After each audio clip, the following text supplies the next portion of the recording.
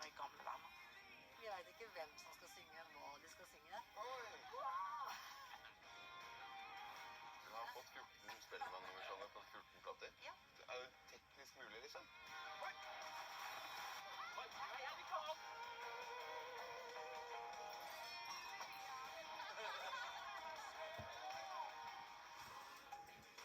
I dag er det Myra som er hedersgjest.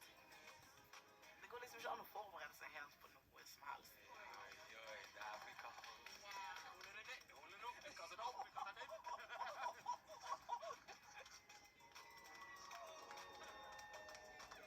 Why would I also? Det er en skikkelig stor ære for meg.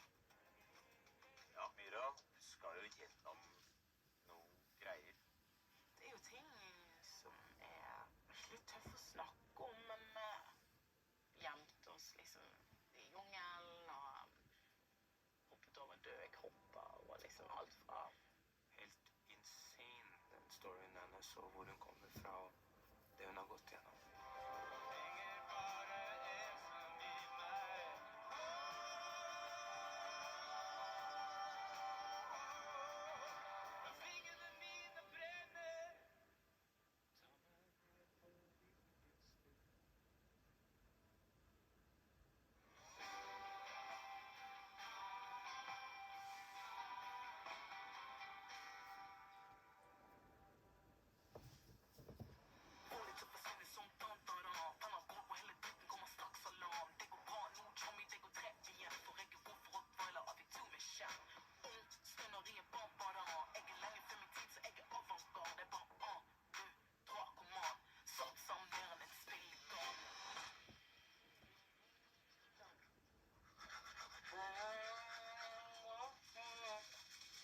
Jeg skulle bli mindre. I dag så er jo det min dag. Jeg gleder meg veldig til musikken, i hvert fall. Men altså, spørsmålet er jo så hva jeg skal gå med i dag. Føler liksom, det her er jo veldig meg, men er det lov? Er det innenfor? Det er helt vanvittig at disse menneskene her til meg er blitt så glad i og er fan av skal tolke min musikk. Det er jo helt vanvittig. Myra ble i 2016 utropt til det største talentet i norsk rap på mange år. Hun har en frisk pust da, skjønner du? Veldig også sånn egen stil. Hun er fremtiden på alle måter. Kritikerinnringen ble nominert til Årets nykommer og P3-gull i 2018. I sine personlige låter har hun imponert både publikum og anmeldere. Og i 2020 mottok hun den høythengende Edvard-prisen. Tildeles Regina Tøkke, hjemløs i egen by. Teksten gir et intimt innblikk i personlig utenforskap. Samme år var hun å se på NRK til beste sendetid gjennom sin deltakelse i Stjernekamp.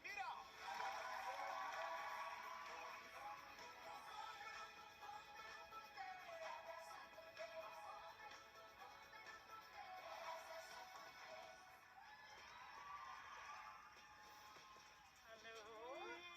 Hei? God morgen. Har du løpt? Vært og løpt? Eplejus? Gjerne. Hvorfor ikke? Legg merke til hvordan hun ikke svarte på det første spørsmålet. Ja. Jeg har ikke vært og løpt, for å si det sånn. Å, du er så grei, Stein. Takk skal du ha. God morgen, gjengen. Er du klar for dagen igjen? Du, jeg er det. Noenlunde. Hvor har du tenkt deg? Jeg får ikke vært her i dag på dagen din. Jeg må spille konsert. Superstjerna vår. Ja. Ja! Ja, det forstår jeg. Bring home that bread. All right. Du, vi snakkes. God tur. Nytt Ha dagen. bare. Ha det, gjengen. Ha en god konsert. Synd at jeg ikke får vært der på Myra som dag. Jeg er sikker på at hun har en veldig viktig og sterk historie å fortelle. Men jeg har jo pakket en sånn her liten kurv, egentlig. Kult, det. Ja, Dritbra med kurv. ok. Ja, snakkes. I dag, bare kose deg. Hva er det nå? Ja, Ja, du går unna her.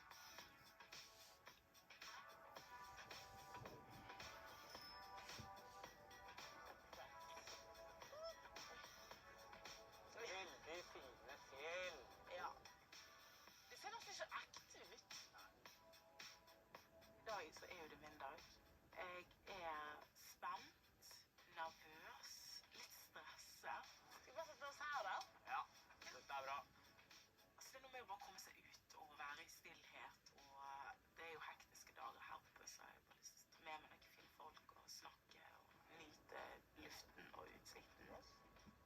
vil du ha den? Setter skikkelig stor pris på at dere blir med ut. Jeg føler virkelig at i naturen så ser jeg klar. Jeg blir tenker klar og ser bedre og liksom det bare gir meg så utrolig ro da. Jeg kjente jo ikke deg før jeg kom hit, og så jeg husker at jeg var litt redd for deg. Tekstene dine, altså som du er ute av sosiale medier, altså det man ser av deg, det er jo, du er ganske tøff. Og jeg føler jo overhodet ikke at jeg har den samme utstrålingen som deg. Det er så fint at vi får den muligheten her til å bli kjent. Jeg gleder meg veldig i hvert fall. Jeg har jo bare sett overflaten, så det... Hun er jo en utrolig tøff dame. Jeg kan jo ingenting om hennes liv og hennes oppvekst eller noen ting, så det blir kult å bli enda bedre kjent med henne.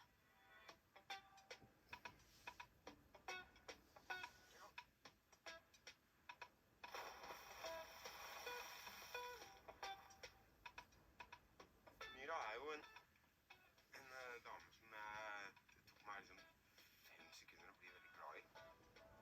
Hun er jo så drittøff. Under en litt sånn overflata så er det mye sårbarhet. Det er jo en låt som heter, kan jeg si det? Som heter Hjemløs i egen by, som hun har skrevet som er sånn, der bare tok du ut det der den sårbarheten og satte det på display, og det synes jeg er jo vakkert. Jeg er spent på å fremføre den for henne, men jeg tror hun kommer til å like det. Altså. Jeg må alltid tro det. Klammer meg til håpet. Så er det på TV, så hun tør ikke å si hvis hun blir misfornøyd. Det tror jeg ikke. Får vi ta på bakrommet. Ja, det er dagen din i dag, Myra, og du skal jo gjennom noen greier. Akkurat når det kommer til hva jeg har lyst til å fortelle i dag, eller snakke om, så merker jeg at det blir helt sånn. Men det kommer seg vel. Jeg kommer inn i settingen. Og så tenker jeg at hvis man klarer det her, å sitte der i flere timer og bare preike om seg selv, og fortelle sånn, så klarer man seg hva som helst. Altså, for det er skummelt, altså. Det er det.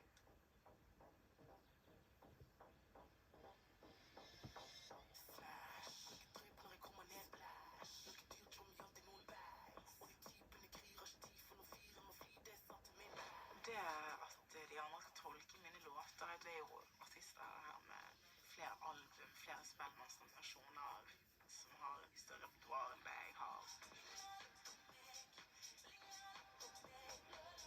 Derfor er jo det også en veldig stor ære at det er sånn, oi, skal jeg få muligheten til å bli tolket, liksom? Det er helt sykt. Hei. Altså, hva som man sier, så? Velkommen til Gars. Det går liksom ikke an å forberede seg helt på noe som helst.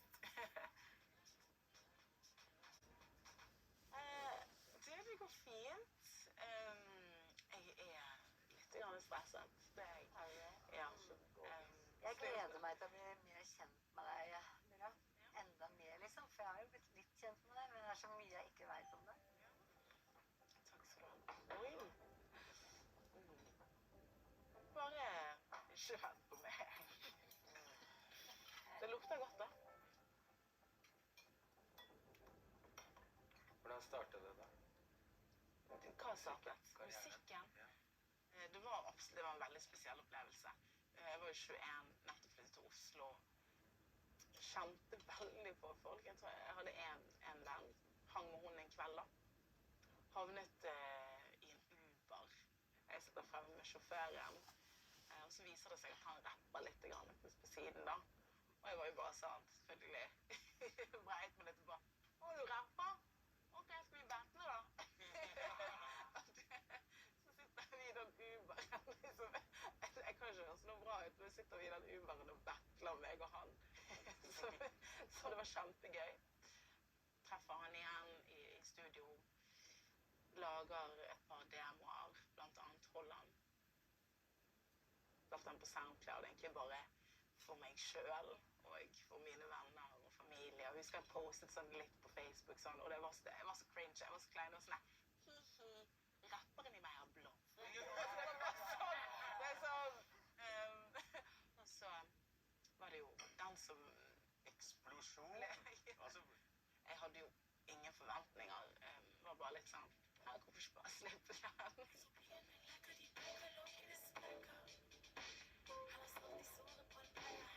Jeg skjønner ikke det selv, sånn, jeg satt meg i en Uber. Plutselig så spilte jeg bilarm og lagde en låt med Lars Vaular og spilte en festivalsommer. Og så plutselig så var jeg her. Det er jo helt vanvittig. Fikk melding egentlig fra ganske mange, blant annet Leo Ajkic og Lars Vaular, som jeg er jo superfan av for alltid vært. Leo skrev vel han reachet ut og ville jobbe og den låten. en ting jeg tenker på, altså, Superstolt av deg. Og jeg visste at du kommer til å være der du er en dag. Når jeg hørte deg første gang, så hørte jeg noe nytt. Noe Norge manglet, noe jeg selv savnet. Noe jeg rett og slett har ventet på lenge, men det kom liksom aldri før du kom. Og nå er du liksom, du er ikke undergrunn lenger. Nå er du beste sendetid, og du fortjener det. Så ta over den der dritten.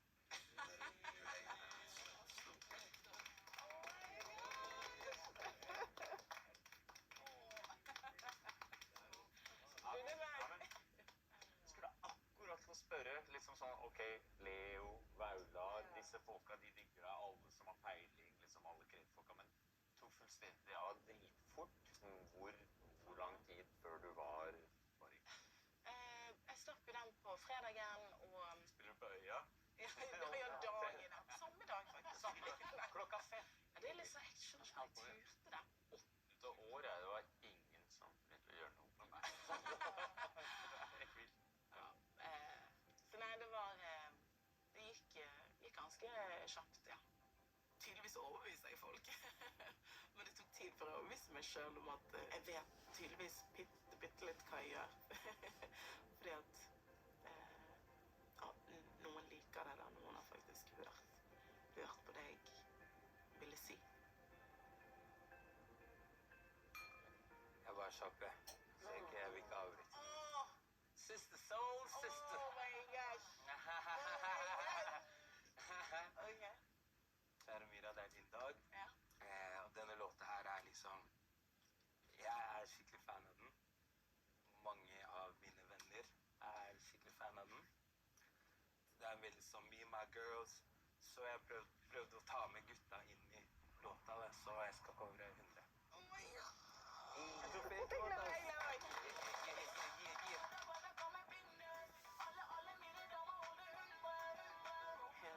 Skrev jeg jo under en pandemi. Da hadde vi nett kommet ut av første lockdown. Da ville jeg bare ha en mimosa og være med vennene mine, altså. Jeg er spent i forhold til å liksom bare prøve å gjøre låta justice, da. Men jeg tror det kommer til å gå bra. Jeg tror hun kommer til å digge den. Helt ærlig, jeg tror hun kommer til å digge den.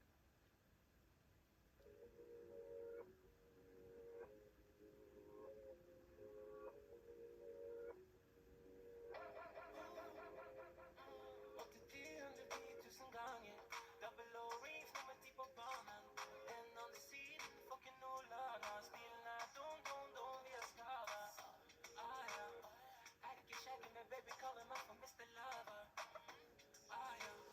Hele gjengen beveger seg som Kenny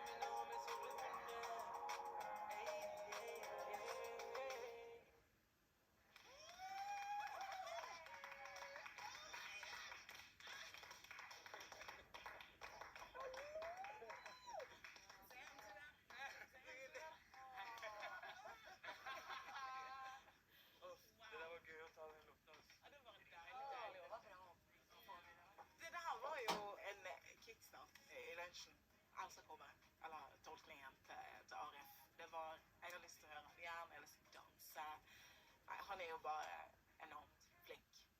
Du har en schwung. Schwung? Ja, du har schwung. Er ikke det sånn at man har? Nei, det var helt tusen takk, Arif. Jeg har sett skikkelig frem til deg tolke min låt, og det var deilig, om det er lov å si, liksom. Det var skikkelig nice. Det var gøy. Og som jeg sa, dette kommer til å gå bra. Hun ble glad, hun. Altså, glad på ekte, liksom.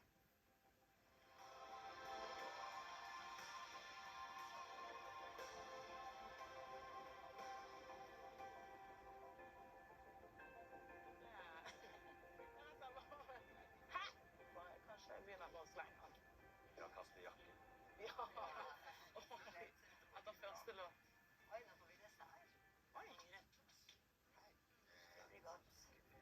Masse hår i maten min.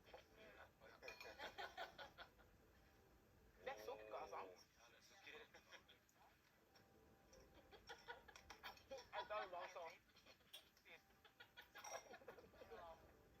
Du kom til Oslo da du var 21 år. Før det, Bergen, 20 år. Før det igjen. Ja. Du føler så var jeg i Sørlandet, hvor jeg er født. Sånn. Og bodde de 4 første årene av livet mitt. Jeg er jo født i 94. Og på den tiden så brøt det ut en borgerkrig i Sørlandet.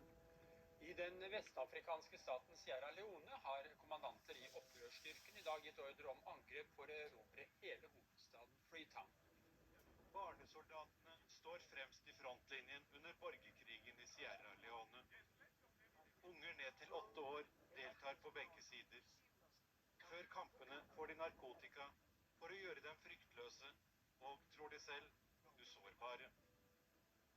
Jeg tror jo at jeg forsto det når jeg var barn. Jeg forsto at ok, dette her er ikke de omstendighetene dette er ikke de normale omstendighetene man egentlig skal være i. At man skjønner at noe er galt, på en måte. Men vi flyktet jo fra ganske brutale og makabre situasjoner og folk som var ute etter sivile, da.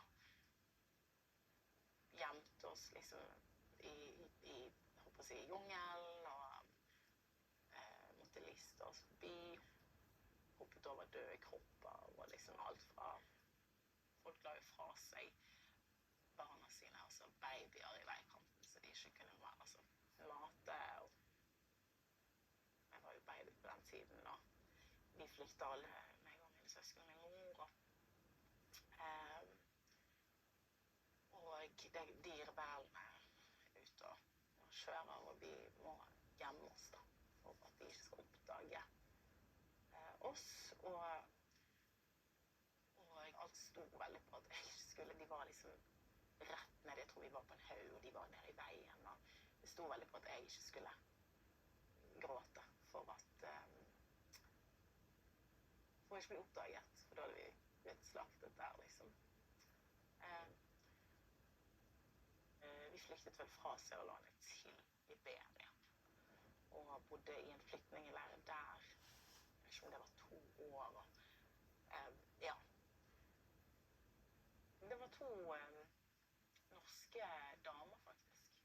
De jobbet på den flyktningleiren vi bodde på, og de ble gode venninner med min mor, og fant ut at de ville hjelpe mamma til Norge. Så derfor ble det Norge, ellers hadde det kanskje blitt et annet sted i verden.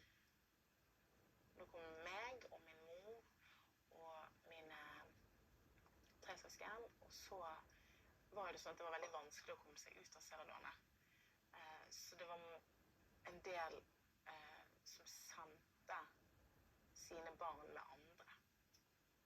De som da fikk dra ut av landet. Så min mor tok med seg da, jeg tror det var 4 andre barn da, for å få de ut av krigen og flyktningeleiren. Så vi kom da hele gjengen på sånn 8-9 stykk til Lindås utenfor Bergen. Fortell om mammaen din. Jo, Ja. ok, ja. Hvem hun? Hun jo en veldig fet dame da. Hun rett og slett en kriger, liksom. Hun har ganske stort ansvar. Yes, absolutt. Og når jeg begynner å bli en voksen kvinne selv, og jeg tror aldri jeg hadde, altså det nesten, jeg tror aldri jeg hadde klart noe sånt selv. Det helt, den styrken som var til for å klare å etablere seg i et nytt land med ingen familie, ingen kontakter, en ny kultur, et nytt språk. Du skal liksom klare deg, du har barn. Det noen veldig tungt ansvar. Men husker du mye fra den tida der, eller det... Vi kom jo på vinteren, så vidt jeg kan huske. Så det var sykt kaldt. Det overgang, altså. Ja, men dette kanskje nå bare du forstår. Men vi kom jo, og det var kaldt, og folk gikk med hendene i lommen. Og det synes vi var kjemperart. Fordi at det gjør du ikke. Det gjør man bare ikke liksom i hvert fall der jeg kommer fra. Sånn at man tror det kommer av at man liksom up to no good hvis man kommer og det er faktisk en greie liksom. Du står der og danser helt. Har ikke du litt det? Jeg holder min lomme hele tiden. I'm up to no good. Vi synes i hvert fall det var kjemperart, og så skjønte vi etter hvert at det var fordi det var pissekaldt, liksom. Vi hadde jo ikke opplevd den type kulde før, så jeg gikk liksom sandaler i snø. Det var liksom, så det var mye, det var ganske, holdt på å si, kaotisk. Jeg tror at mine tidlige år var veldig undrende. Kom til Norge da jeg var 4. Skjønte jo, når jeg kom til Norge, forskjellene da på hva jeg hadde kommet fra. Kontrastene var store. Jeg og mine søsken hadde jo ikke nødvendigvis, vi kom jo ikke fra vi kom jo rett fra en flyktningeleir og hadde ikke så mange rammer og regler, så vi pleide liksom, vi var ute til langt på natt og syklet liksom, som på en skoledag. Det var kaos. Jeg husker at jeg var litt engstelig, fikk alle disse nye inntrykkene, og man visste jo ikke helt hva man kom til. Jeg var nok engstelig for å ikke passe inn. Man følte seg jo selvfølgelig annerledes i forhold til både kultur og utseende. Det var en skummel opplevelse, og plutselig liksom skulle finne sin plass da, finne sin plassering i noe som allerede var.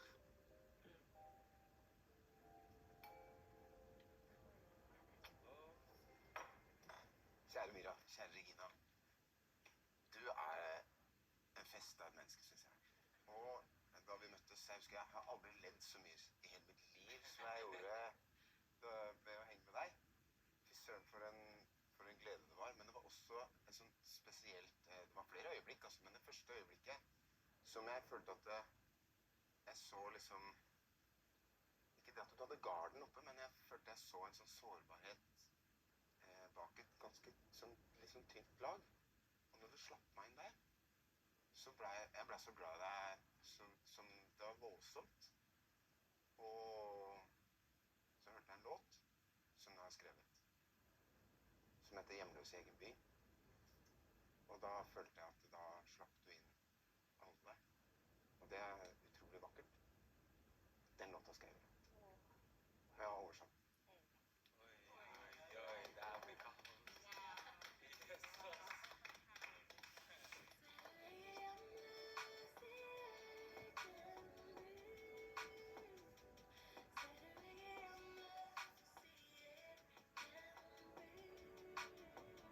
Hjemløs i egen by handler jo mye om det å komme til Norge og som ung og kjenne på en litt sånn på en tilhørighetsmangel. Følelsen av å aldri helt føle seg hjemme. En sånn utenforskap som, eller i hvert fall en følelse av utenforskap som ikke helt forsvinner. Jeg synes altså den låta der jo en kruttsterk fortelling. Og det ikke et eneste ord som overflødig i den teksten. Det der med utenforskap, det å føle seg litt sånn lost i selv i egen kropp og eget sted, liksom. Skulle synge låta til Myra, som på sett og vis låtversjonen av hvordan jeg ser henne som menneske. Så merker jeg at det sitter litt ekstra inne da. Da får jeg nerver.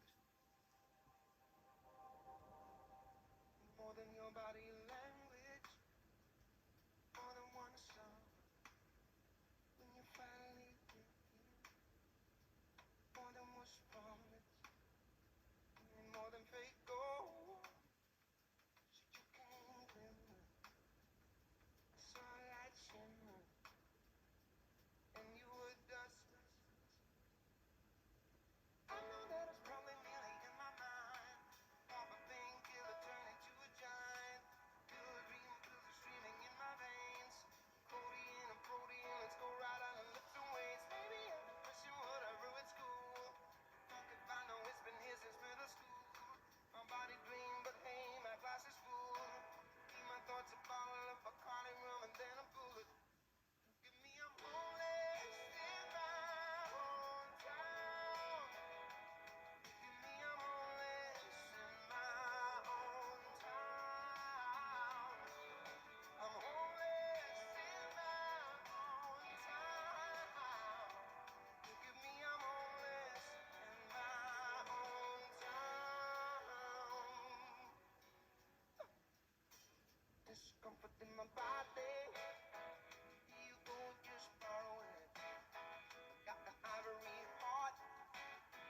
You go just hold it.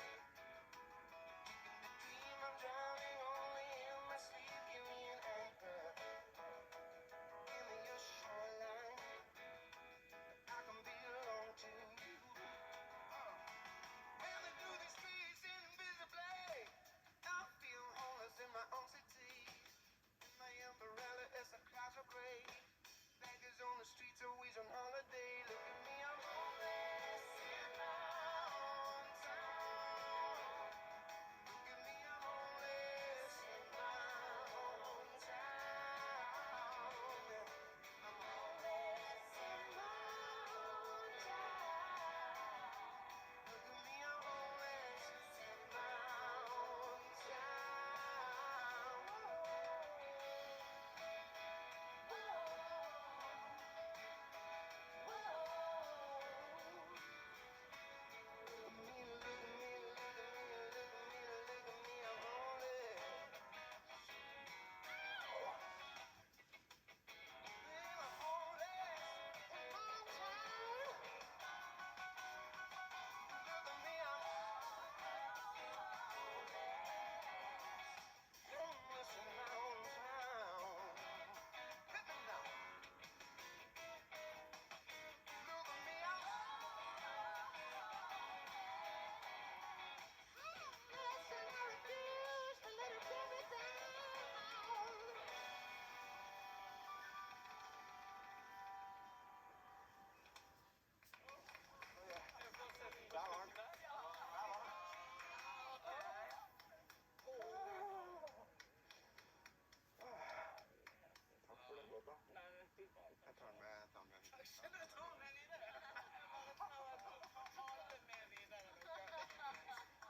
Det var heftig. Tusen takk. Det der var sjelemedisin, liksom. Og bare den avslutningen, og jeg føler liksom jeg er sånn dommer nå bare. Videre til Oslo. Men sånn helt seriøst, tusen takk for det du har gjort med den låten. Det der var oppe English, og bare, jeg følte det var akkurat det sjelen jeg trengte akkurat nå. Den der gospel, og stemmen til Jarle er jo bare fantastisk. Låten, det bare klaffet liksom. Og nei, shit, jeg er stolt over han. Elsker det du har gjort med teksten også. Ja, Det er bare... det var en veldig sterk låt da. Jeg kan kjenne meg igjen i en slags følelse av å være utenfor, sant? Veldig andre parametre, veldig andre forutsetninger. Tilhørighet, vet du. Låten handler jo om bare tilhørighet.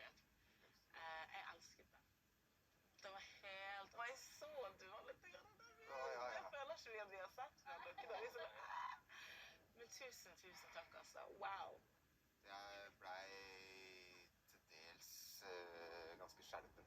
Nei, men hun blei glad. Jeg så det på henne. Det var veldig fint å gi henne den lille strykinga over kinnet der.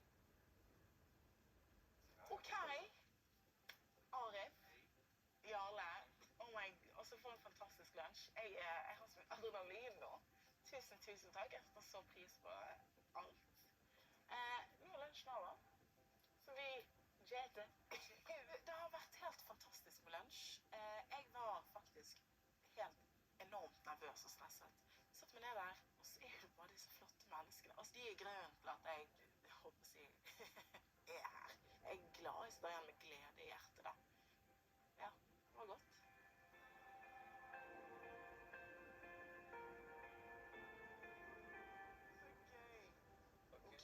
Ok, men du kan ikke dere bare velge litt sånn, jeg skal ta på litt sånn her. Oi. Bare ta her da. I dag så har jeg veldig lyst til å male. Og hvis nesten, dere må legge på sånn malemusikk. Fransk musikk. Jeg er ikke noe god å male, men det er en kreativ øvelse som jeg liker å gjøre. Altså fordi at det kan man liksom legge tankene sine litt på lerretet. Og så lurer jeg på om jeg skal utfordre Arif en liten rap. Det skal vi. Ja da. Du, hva syns du liksom Oslo-Bergen-beefen? Innenfor rap? Jeg synes den er teit. Rap-Norge. Vi har jo stereotyper for begge byene. I Oslo handler det litt sånn om, føler jeg da, cred og bars og hvor du er fra, og liksom tuller jo mye med Oslo-Bergen. Vi hyller begge byene. Men det finnes en stereotypisk bergensk måte å rappe på, så finnes det en stereotypisk østlandsk måte å rappe på. Oslo-rap, du er nødt en, nevne mora di. Guttene dine, boysa, og så er du nødt å presisere at du er sulten.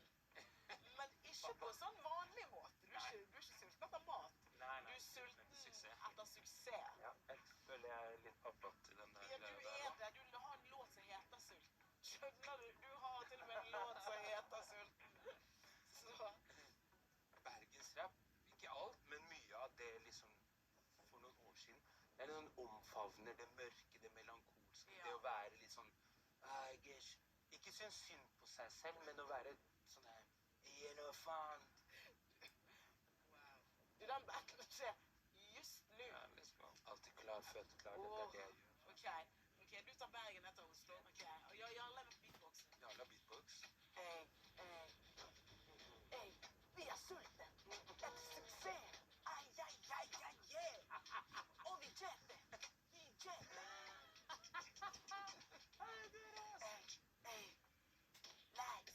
Lags er her. Lags, jeg har bags og er her. Ok, skal jeg gå inn nå? Ok, nå er det Bergen, jeg er redd. Ok, greit. Jeg har bena plantet fast på jordet. Ikke under bordet. Hva kan det hete? Jeg heter jo Tore. Jeg holder det ned, jeg holder det opp, jeg kaster det opp, jeg kaster det ut. Litt sånn teknisk inni der. Jeg kaster det opp, jeg spiser det opp, jeg kaster det ut, jeg kaster det ut, jeg dritter meg ut, jeg er en vann, jeg er en vann.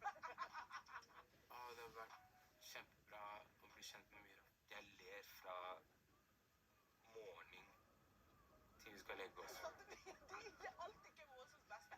Det er kanskje ikke meg, men det er i hvert fall ikke deg. Ja, vi har samme humor, og så har vi litt samme måte å le på. Og da ler jeg enda mer. Hun har spilt en veldig sentral rolle for meg i denne gjengen. Jeg tror det synes på oss, ja. At vi har det gøy. Men du, ok, vi er begge spotter, tror jeg. Ja, la for begge byene da. Yes. Tusen takk for at dere ville male med meg. Jeg har kost meg skikkelig mye. Ja, vi har jo middag senere, så vi må få av oss alle malings... Get it out. Yep.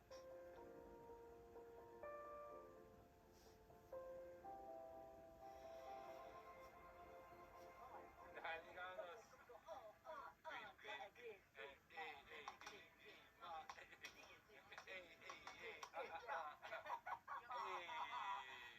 Vi har en låt, vi.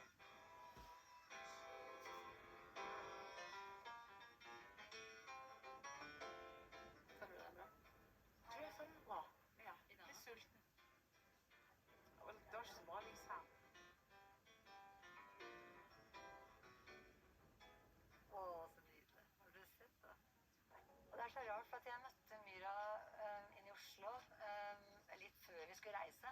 Og så kjente jeg at jeg liksom, hun blir det innmari koselig å være på tur med.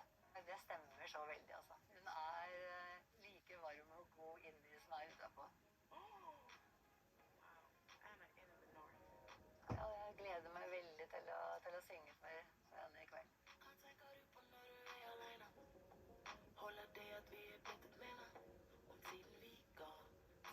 Det jo ting som jeg skal dele I dag som litt tøff å snakke om, men hei igjen.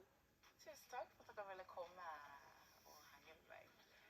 Det egentlig godt å stå seg ned, men jeg veldig trygg I den gruppen, og det gjør jo det mye lettere og tryggere å dele. Det var litt egentlig Den var helt perfekt på det her da. Hvor gammel var du når du flyttet til Bergen? Til byen. Da var jeg 8, tror jeg. Jeg fortalte jo om da vi kom som kvoteflyktninger, og det var veldig kaotisk, og det var en stor omveltning for min mor, og det var ikke et veldig sunt miljø for et barn å bo I. Og da ble jeg flyttet til et barnehjem på Flaktveit I Åsen I Bergen. Og bodde der vel et år eller 2. Og så jeg har flyttet en del da. Bodde I ulike barnehjem og fosterhjem og sånn. Så det ble jo en litt sånn her rotløs barndom, rett og slett. Hvordan opplevde du det, hvis du husker liksom sånn, komme til et sted og så rive opp eller liksom? Det var jo en tilpasningsgreie hver gang. Jeg tror nok at jeg ble veldig rastløs, og ble veldig sånn, det var ganske ensomt da, for jeg følte vel at jeg sto veldig alene, og så må du I det så forholde deg til nye mennesker mye da. Det var veldig spesielt. Det savnet jeg veldig mens jeg bodde på barnehjem og være en familie. Hadde du noen kompiser eller noen kontakt med søsken og sånne ting som har holdt ting litt stabilt underveis? Jeg har jo hatt samme bestevenninne siden barnehagen. Det liksom, hun heter Vilde. Og vi snakket jo ikke samme språk, men vi kommuniserte vel gjennom lek da. Så jeg tror jo også, om jeg husker riktig, så var det vel hun som på en måte lærte meg å snakke norsk og sånn. Vilde ble min bestevenninne I barnehagen. Hun fortsatt min bestevenninne I dag. Så hun har vært med på hele reisen. Så jeg har hatt noen holdepunkter, liksom. Helt da vi var små, har du likt å synge og danse. Og det ikke overraskende for meg at du har gjort det til en karriere. Du har så mye kreativitet å vise, og hver eneste dag så jeg stolt over hvor du har kommet. Jeg så glad at du alltid har vært der for meg, og at jeg alltid har fått lov å være der for deg. Tusen takk for det. Du trenger bare én venn, Myra. Nok, hvor du har én. Det var nydelig. Jeg lurer på en ting. Sånn, når du ble flyttet så mye rundt, sånn, skjønte du noen ting selv? Savnet du mammaen din, eller liksom, Det var en sorg, Jeg kan huske Weekends Now Whitney Houston, Greatest Hits. På den CD-en så det en låt som heter The Greatest Love. Og den hørte jeg masse på. Den fin, ass. Ja.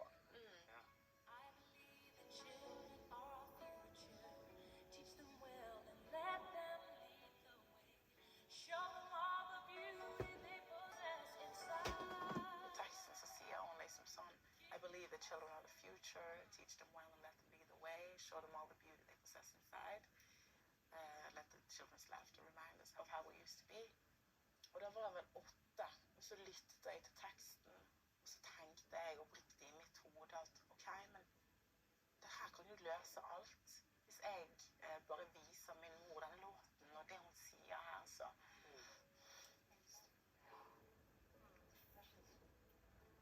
det var noen veldig tøffe år, både for oss og min mor. Jeg har ikke lyst til å gråte. Men jeg har jo etter hvert fått et veldig godt forhold til min mor.